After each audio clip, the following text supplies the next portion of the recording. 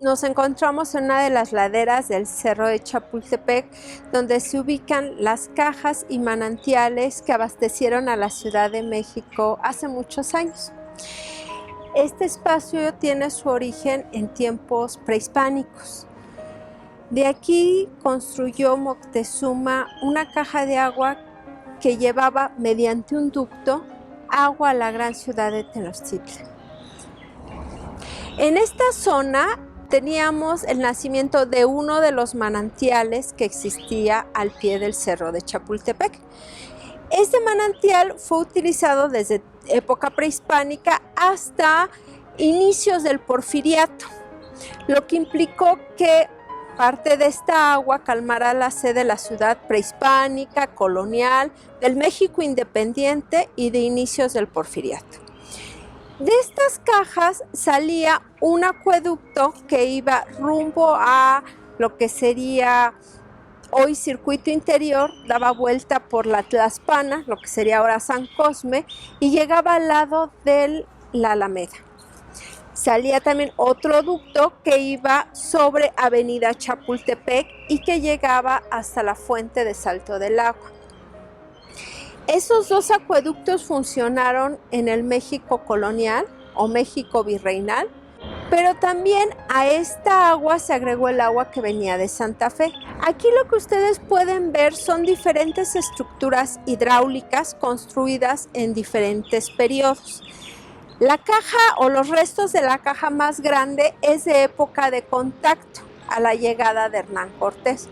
Recordemos que Hernán Cortés, cuando sitia la ciudad de Tenochtitlan, lo primero que hace es, como buen estratega militar, dejar sin agua a la ciudad. Por eso manda romper el caño de agua que salía del Cerro de Chapultepec.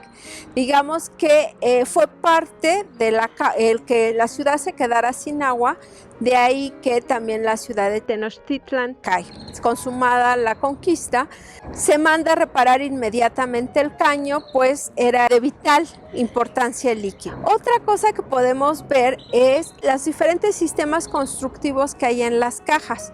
Tenemos desde este sistema de cajas de piedra hechas con basalto rojo gris, como con lajas de basalto, como tenemos también estacados, y tenemos también hasta las últimas cajas materiales como cemento, varilla. ¿Por qué? Porque entre más grande era el caudal del manantial, bueno, es la caja más grande. El manantial al paso del tiempo fue reduciendo su caudal y por ende las cajas se fueron haciendo cada vez más chicas, como si fuera una capa de cebolla o una muñeca matrushka. La caja más antigua es la más grande y cada caja va marcando un periodo distinto. Digamos que esta zona sufrió diferentes alteraciones al paso del tiempo y a principios de siglo esta zona se encontraba completamente tapada, no se veía que eran cajas de agua. El nivel del piso era más o menos por tanto, entonces todo esto estaba cubierto. Esta área se descubre aproximadamente en 1975, cuando se hace una conexión de drenaje y de agua que pasa cerca de esta zona y es cuando se destapan estas antiguas cajas de agua. Es importante notar que las cajas de agua, así como tienen diferentes sistemas constructivos, también dentro de las cajas hay materiales de reuso. Lo que destaca de estos manantiales son que algunos son tallas prehispánicas, como lo es una flor de 8 pétalos, una estrella de mar, una olla con agua o con el glifo de agua saliendo de ella, algunos círculos.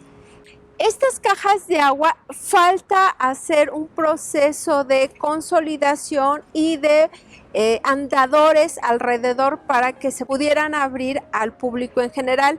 Sin embargo, si ustedes quieren verlas, al rodear el cerro pueden ustedes admirar este conjunto de cajas de agua simplemente caminando alrededor del Cerro de Chapultepec. Otro punto interesante a visitar en las laderas del Cerro de Chapultepec es esta talla que tenemos en piedra que tiene vestigios de tallas prehispánicas. Tanto al frente como en la parte superior tenemos una serie de grabados. Hay que mencionar que este sitio, el 21 de marzo, a veces llegan a venir danzantes a aprovechar precisamente esta área y dejan sobre la piedra flores o veladoras. Asimismo, hemos encontrado diferentes tipos de cuarzo al pie, lo que nos invita a pensar que el Cerro de Chapultepec sigue siendo objeto de culto por diferentes grupos. Nos encontramos en el área de petrograbados, a pocos metros del último sitio que visitamos y muy cerca de la antigua Casa de los Espejos. Si ustedes cuando llegan al museo, al inicio de la rampa, en vez de subir al castillo, giran ustedes, siguen el camino y encontrarán estos petrograbados. El Cerro de Chapultepec fue para los mexicas un símbolo, porque bueno, fue un cerro en el cual fueron casi exterminados en una época, y cuando los mexicas se vuelven el grupo dominante en la cuenca, utilizan al Cerro de Chapultepec para construir un templo a su dios Huitzilopochtli, pero también para tallar las imágenes de sus gobernantes. Se dice que Moctezuma I, Atzayaca, todos los gobernantes tenían sus retratos tallados en las laderas del cerro. Cabe hacer la mención que no es un cerro, sino es el volcán de Chapultepec, de ahí que tenga este tipo de roca. De los petrograbados que hay dispersos en el cerro, aquí tenemos parte de lo que es el retrato o la talla de Moctezuma II. Desgraciadamente, el área de petrograbados fue destruida desde la llegada de los españoles. El primero que hace una destrucción de este sitio es Zumárraga. Posteriormente hay diferentes mutilaciones. También hay que recordar que en la batalla del 13 de septiembre de 1847 el cerro es bombardeado por casi 24 horas. Pero dentro de todos los acontecimientos que ha pasado, todavía se conservan estos vestigios. Ustedes aquí pueden apreciar esta área, es como una pequeña tinita, digámoslo así, tipo los paños allá de Acutzinco en Texcoco. Esto, digamos que en época de lluvias, en esta área baja agua. Y si quitáramos la tierra, esta área sería una pocita. Aquí hay como unos barquillos invertidos que simbolizan parte de la bóveda celeste. Y tenemos al Tlatoani, las piernas aquí del Tlatoani, con diferentes símbolos. Por ejemplo, en esta parte tenemos a un Ocipatli. ¿Qué es un Ocipatli? Pues tiene que ver con fechas relacionadas con Moctezuma II. Tendríamos aquí una fecha que es más o menos 1503, que tiene que ver con la coronación de Moctezuma II. Arriba tenemos dos Acat, que es la festividad del Fuego Nuevo. Cada 52 años se prendía el Fuego Nuevo de acuerdo al calendario prehispánico. Tenemos aquí también la diadema de turquesa, que es símbolo de este gobernante. Tenemos aquí una imagen de la Guerra Florida, que se ve mejor de este lado, ¿no? Que es fuego y agua. Y también de este lado tenemos uno acá. Bueno, todo esto es para ubicar o interpretar de qué gobernante se trata. Es a partir de los petrograbados o de las fechas que acompañan a tal gobernante. Otra cosa a destacar en esta zona es este gran monolito de piedra tallado que debió de ser una gran serpiente. Imagínense ustedes, de acuerdo a la ideología peninsular a la llegada de los españoles, cómo verían a los indígenas, digámoslo así, dándole culto al retrato del rey y al lado una gran serpiente bajando. Era obvio que, bueno, tenían que, desde su punto de vista, destruir esa idolatría. Entonces, bueno, aquí se ve la cabeza de la serpiente, ya no existe, pero el cuerpo tallado en la roca viva del cerro sí.